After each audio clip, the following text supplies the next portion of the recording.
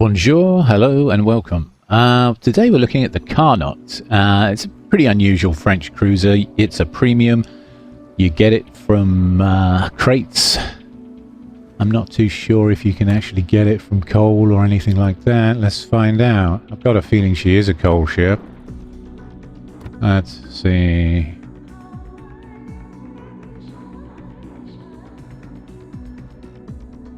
Yeah, 228,000 coal. So for 228,000 coal, you too can have the Carnot. Is she worth the coal? I think there are better choices. I think if you want a radar cruiser or something like that, Tulsa's probably a better choice. In fact, I think there are a lot of better choices in here, including the Aegir. The Carnot is a strange ship. She's about the size of a battleship. You can see she's very big. She's quite hard to use. I'd say the skill ceiling in her is quite high because she's such a big target. What's she got going for her equipment-wise? Okay, well, I've basically geared this ship for speed because she's big. You're going to be relying on speed to out-duke enemy shells as they come flying in. So I've gone with main armaments modification 1 in slot 1. I've gone with engine boost modification 1 in slot 2. Aiming system modification 1 in slot 3. Propulsion modification 1 to increase the acceleration in slot 4. And then concealment system modification 1 in slot 5. And then I finished all of that with main battery modification 3 to make her guns fire faster. And she gets 4 heals. She gets 4 hydros. You have the alternative here of defensive AA fire, but I'd recommend the hydro because she's a big ship. You want to see those torpedoes to give yourself plenty of time to dodge them. And with engine boost, you also have the choice of either a fighter or a spotter plane. I've gone with engine boost because her mobility is one of her strengths. And so you want to play to the strengths of the ship. So I would really recommend engine boost. If you find you've got this ship in your port for any bizarre reason, like you open a crate and boom, there she is, then that's what I'd recommend. Captain's build-wise, this isn't classic Carnot build. I don't have a classic Carnot build for this ship because, yes, you have to build for the ship rather than having a one-size-fits-all 21-point build that'll fit loads of different cruisers, unfortunately. So what would I recommend? I would still recommend going with gun feeder. Then priority target. After that, I would take superintendent, concealment, and then adrenaline rush. That would be your first 13 points. Then after that, I would probably take, let me see, heavy HE and sap shells, and then possibly heavy AP shells instead of survivability expert, although survivability expert would be a fine pick as well. And then instead of taking demolition expert, instead of taking this, I would take grease the gears to improve her turret rotation and incoming fire alert, just to give you a bit more information about enemy ships that are targeting you and about to fire. This will tell you exactly the moment they open up on you, so making it easier to dodge in your huge ship. Okay, so let's look at the armor layout. Pretty exotic. We've got a 25mm nose, 36mm deck, that's not bad. Large superstructure of 16mm. Okay, side armor, upper belt 30mm, lower belt 180mm. Okay, so you will want to angle this ship. If we take the nose off, you'll see she's got a turtle back. 210mm sitting above the citadel, which is on or just below the waterline. So that's good. The citadel is quite well protected, even though she's a big ship. She is not immune to plunging fire, however, and plunging fire will rip through these sheets of armor and either find the gap in the black hole armor, go through the torpedo bulkhead, or maybe hit the citadel. So angling this ship is really important. It's important to angle this ship well. Okay, so survivability wise, With Survivability Expert, she gets 70,950 hit points. Artillery, she's got these 305mm barrels, or rifles. She's got 9 in total. 6 on the front, 3 on the back. They've got a fire chance of 26%, a reload time of 22 seconds, so they're quite slow to reload. Quite long range, 18.6 kilometers on the range, and that's before mods. The AP does 8,700, HE 4,675, with that 26% fire chance I mentioned. Secondaries are not much to write home about. They've got a range of 8.3 kilometers and a 6% fire chance, but they're only capable of penetrating 17 millimeters of armor. And the larger ones, the 139s, 9% fire chance, and again 23 millimeters of armor. So not the worst arrangement of secondaries I can think of on a cruiser. They are reasonable, but you're really looking to build a lighthouse build for this ship and use the main guns to set fires. That's the play style. Okay. AA value of 80, which is pretty competitive. A maximum speed of 36.2 knots, but of course with the booster you can go over 40 knots easy. And the speed boost on this ship does last quite a long time. You're looking at 24, just under 4 minutes of speed boost per use, and you get 4 of them with this build. So that's quite good. That's quite good. She is very quick to reposition, which is one of the strengths of the ship. The rudder shift is diabolical. It's 14.4 seconds. The turning radius is 870 meters. And the concealment is 13.8 kilometers. So she has the same conceal as some battleships. Not a very easy ship to use. Anyway, I'm going to try her out and show her off. Let's do a few matches and see how she performs.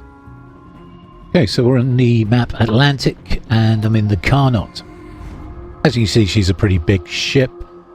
She's got 9 of these 305mm guns. The range on those is about 18.6 kilometers, which is very good. That's without a range mod or anything. With range mod, you could push these guns out to 20 kilometers easy. But I prefer the reload mod, if I'm honest.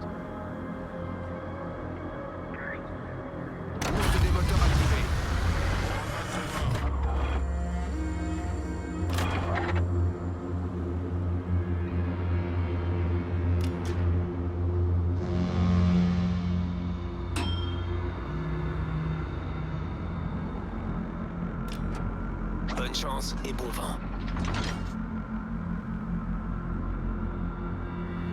You can see I have almost 4 minutes of speed boost.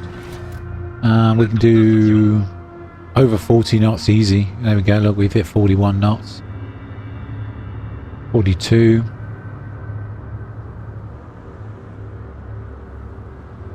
Okay, 26% fire chance on the HE on these guns.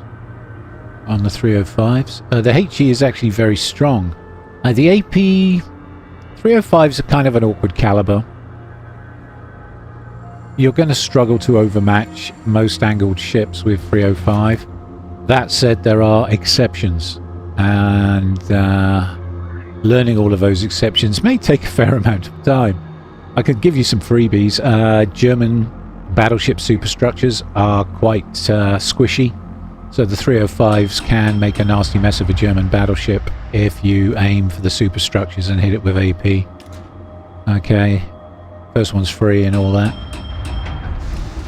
Right, so we've got Mogador and Edinburgh and a Musashi all going for C. I've got the Rupert and the Ipiranga with me at B.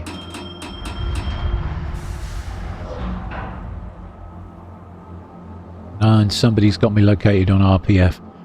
So that's either going to be the enemy destroyer, the Black, or it's possibly the Bayard. Okay, there's an Awami, as you can see, easily within range. Give him some HE. Alright, we've capped. Just going to angle the ship. Okay, and we get 2 fires just like that.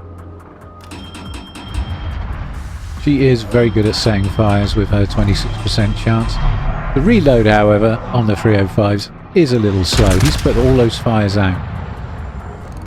So, he's DC'd. Hopefully we get some perma-fires now. Yep, there's the first.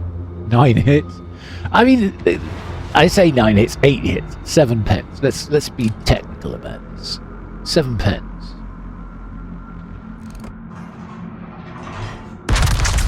The guns are pretty accurate. It needs to be said. We get another fire. Yes, we do. Okay, so now he's got 2 fires going and he DC'd. So we're having barbecued Iwami tonight. Yeah, he's returning fire. Don't blame him. I'm just going to get out of the way of those shells. Oh, he found the gap in the islands. And another fire. Okay, so he's now got 3 fires burning on his ship and is doomed. 3 fires. And just have a little look at the gap.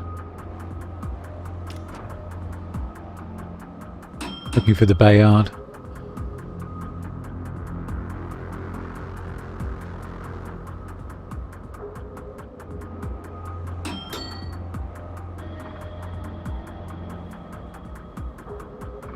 Well, there's some torps from the Bayard right there. Okay.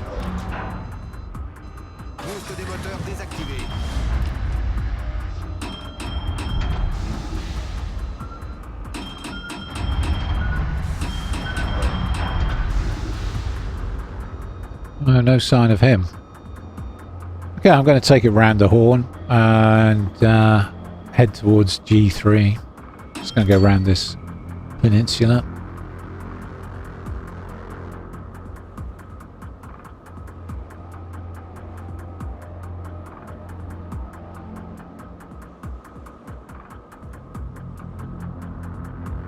Yeah, the poor Iwami burned out.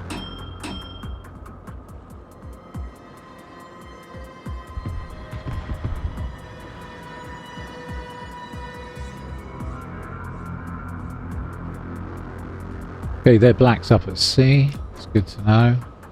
So, only the Bayard went A, really? Haven't seen the Agir yet though, have we? He's probably over here as well.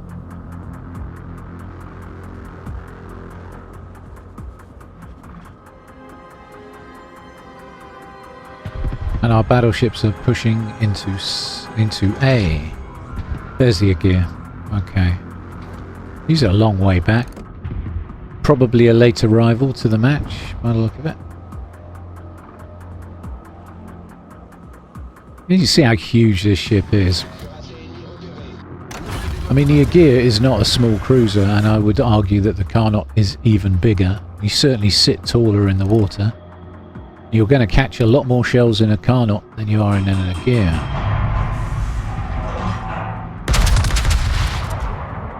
Switch to the AP.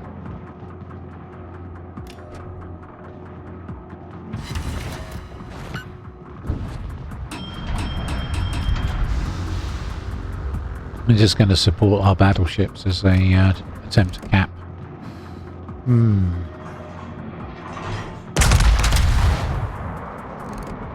Now he's turned in. He's turned in. And as you can see from that example, he got 4 ricochets and a non-pen.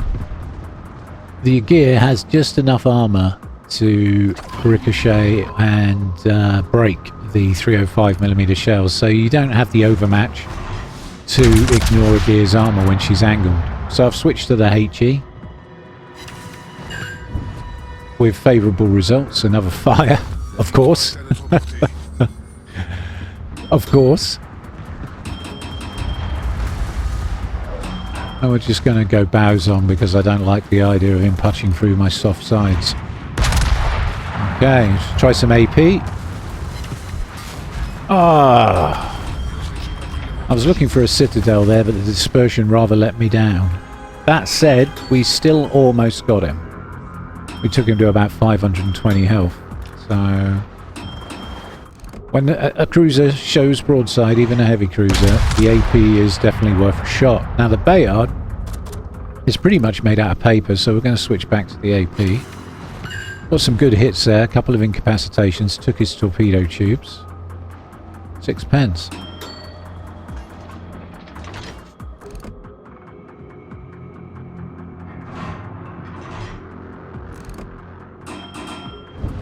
Turret traverse let me down a bit there. Droit devant. Torpedoes coming in from the black. At least I assume those were from the black. Yeah. Alerte incendie. Gonna slap a patch on, heal her up. Now this is a problem. She is a big target, the Carnot. You see, the Bayard was able to do quite a lot of damage to me because I'm not exactly hard to hit. The only thing going for her with regards to size and scale is we are quite fast. That can throw people off. The fact that we can reach 42 knots in such a large cruiser can throw a few people off, and we can use it to our advantage to speed jockey and vary our speed, make ourselves harder to hit. But she is a very big ship. I would say the skill ceiling on the Carnot is quite high. It's difficult to get a lot out of this particular ship, and I certainly wouldn't buy her for coal. Although, that said, the guns are actually quite good. I do like the guns, the 305s. Even if the reload time's around the 20-second mark. Okay, not a bad first performance. Got about 451,000 credits. Second from top on the team, 46,000 on the army. Yeah, that was 23k, that was fires, 23k, that was HE. Yeah, there's your credits with a 40% booster on. Okay, let's do another one. Let's draw another one. Right, this time we're on Sleeping Giant. Again in domination mode.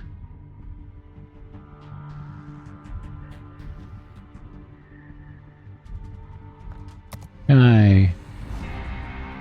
Got no radar cruisers, but I have got a Missouri, which of course is the American battleship with the radar. Not that that concerns me much. What concerns me more is the fact that we've got no destroyers in this match. No CVs, no subs, but also no destroyers. So it's going to be down to the cruisers to grab the caps. Or maybe a brawling battleship, of which they've got the Tirpitz and the Pommern. Whereas we've got a Jean Bart, a Pommern and a Tirpitz. So we've got, yeah, it's two brawling battleships aside, basically. Now this is a map where we can use our speed to our advantage. I can get it up to 42 knots, and what I'm planning on doing is camp the edge of the island. Let's just see the Brinsky, checking a few stats there. It's an interesting ship. We can camp the edge of the island at, let me see, H5. And from there we can watch the cap at A and lay down supporting fire for our battleships should they choose to push.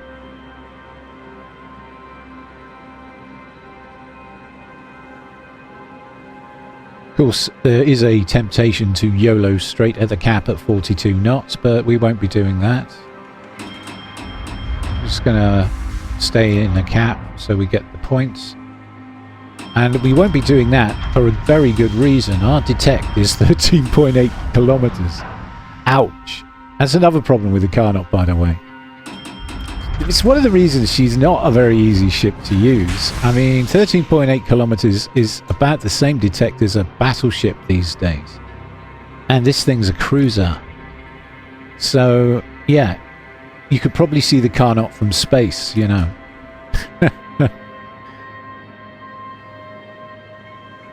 The Almirante Oquendo is staying on cap and checking the 7 line and 8 line, just in case the enemy pushes that way. And it looks like the majority of our fleet are staying at sea, although the Jean Bart and the Pommern are both thinking about the idea of an A push. There's a Missouri.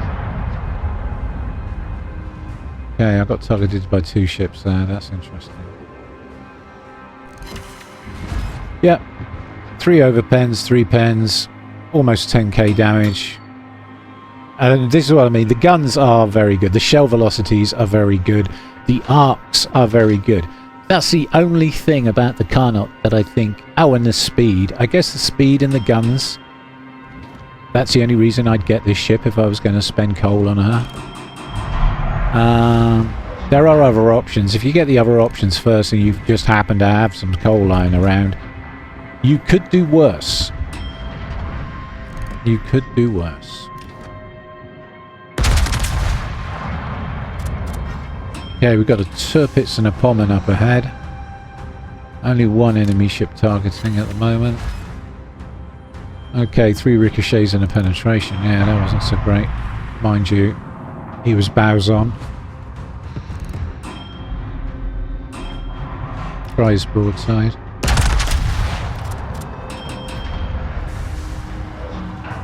I don't want to push up too much because there's a Siegfried above us. That's more like it. Yeah, I've got 7k down there. 5 pence. But I'm getting some interest from the Pommern and the Siegfried. Ow. You know, I've got a funny feeling the Pommern hit a capital there. Straight through my nose.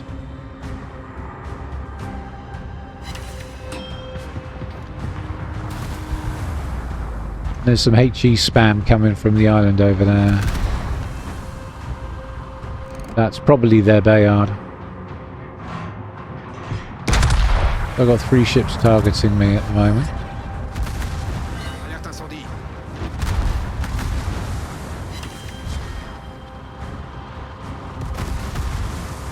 Yeah, we're just going to back up behind the island. I mean, we are taking some fire for the team and taking a bit of pressure off the Pommern who's pushing. John Bart B is going to follow up, I do believe. Our Tirpitz is pushing the 7 line hard. But he's got 1 cruiser backing him up. Not happy about that. But there's nothing I can do from here other than to support our Pommern.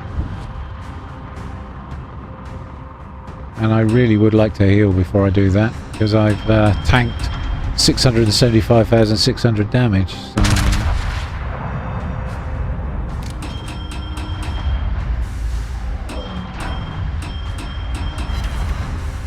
4 pens and a fire.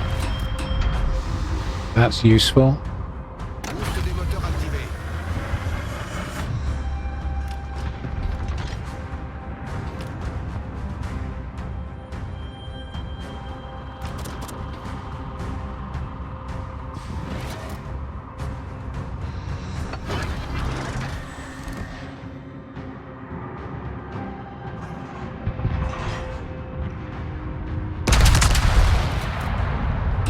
Bayards come out to play.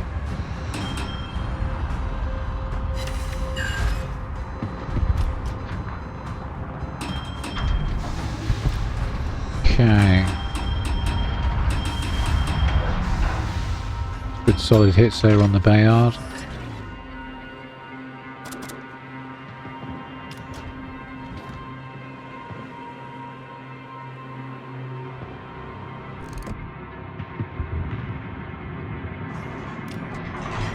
Turret traverse is bloody awful, isn't it?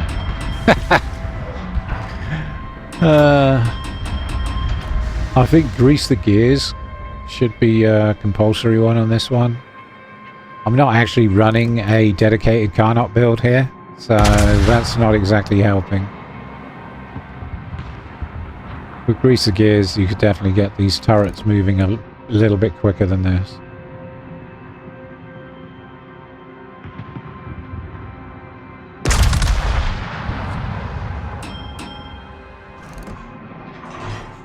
He's speed juking.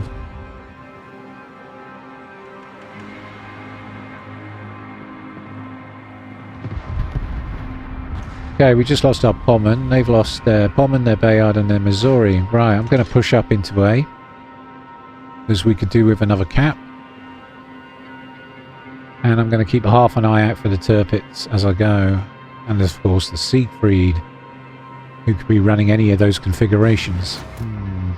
Secondary armament, 12 kilometers. So he's built for secondaries. Good to know. Not that it helps me at all. Just gives me that little bit more information that his main guns probably aren't as accurate as I would have thought. There's the Siegfried. Loading AP. Something's got me lit. Probably the Siegfried, because I've got detect of 13.8. Shells look good. Dispersion's a bit out of there, but 5 solid pens and an overpen for a 12.5k. Not too shabby. And we only took 5.5k in return, so happy with that. Carnot is a bit soft though. I mean, you will take pens and full pens at that, and over pens, because she is a bit squishy and big. Those are the two things I never recommend in a cruiser. Big, huge, and squishy. But we do have spaced armour in our defence, which can sometimes make the occasional shell that should have hit our citadel just magically evaporate. Okay, our fire chances on the shells have just gone up. On the HE in particular, some torps coming through. And we just took one of Siegfried's guns. 3 pens and an overpen on the Siegfried. You don't think I can hit you there, do you? But I think I can. I think I can. Going that way. Alright. Siegfried just took out our Almirante Oquendo.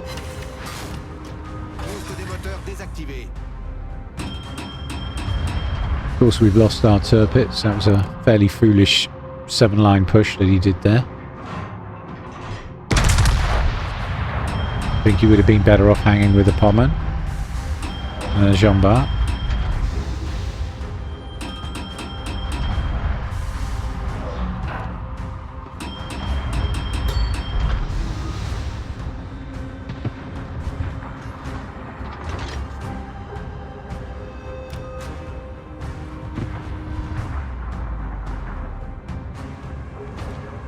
Let's see if we can finish this Siegfried off. Now I've got the cap.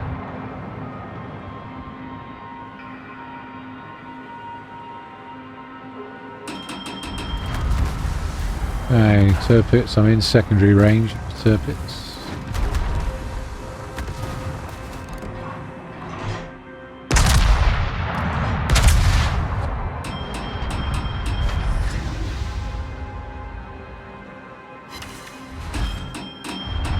Grid turret, yeah. 3 pens, 3 over pens.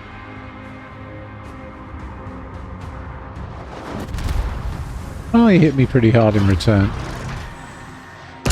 About there. Yeah, he's trying to avoid those. Yeah, got him. Okay, good.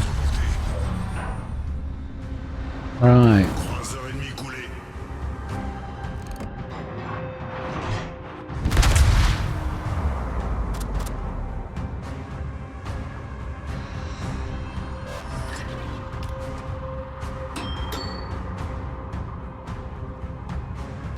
See if we can shoot up the turpits a bit for the team.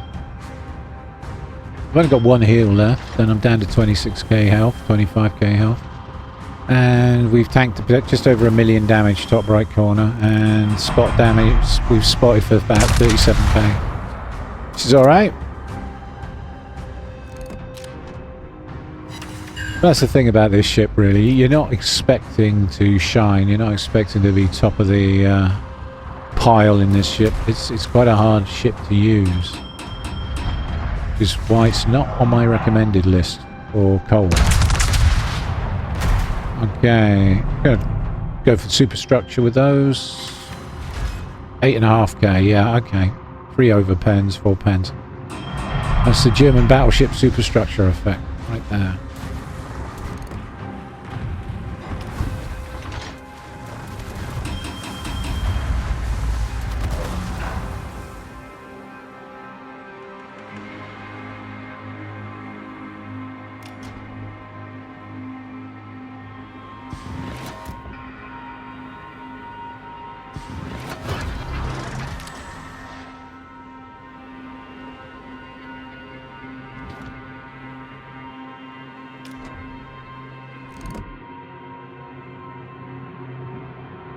I would reckon probably that gap.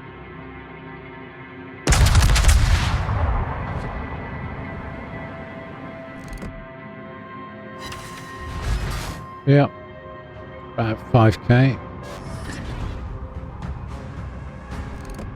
West Baden's low.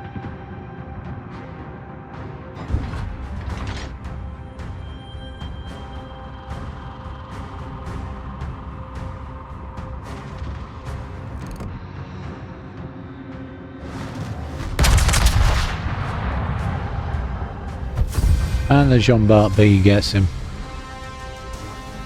Very cool.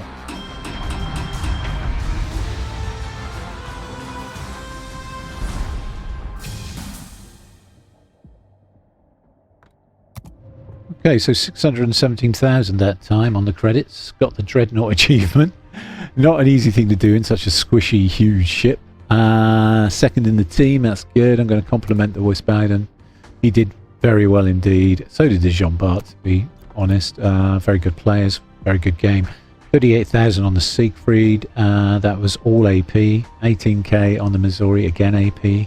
15k on the Tirpitz, 13k on the Pommern, and 8k on the Bayard. Only about 10k fires that time. Anyway, this has been the Carnot. I hope you've enjoyed the video, and if you have, don't forget to like and subscribe. Thank you all very much for watching. Thank you.